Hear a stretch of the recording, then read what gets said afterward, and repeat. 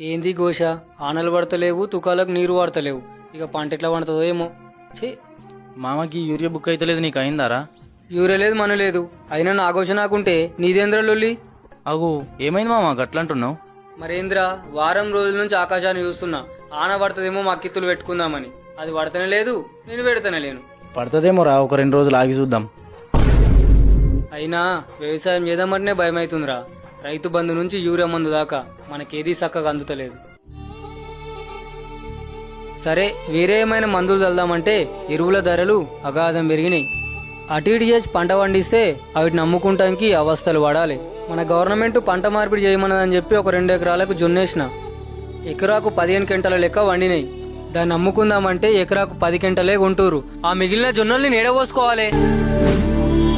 మామ, ఎద్దేడిసిన వ్యవసాయం రైతేడిసిన రాజ్యం బాగుపడదంటారు కదరా. మరి ఈ రోజు మన రాష్ట్రంలో రైతు ఎక్కెక్కి ఏడుస్తున్నాడు రా. మరి ఈ రాష్ట్రం ఎట్లా బాగుపడుతుందిరా?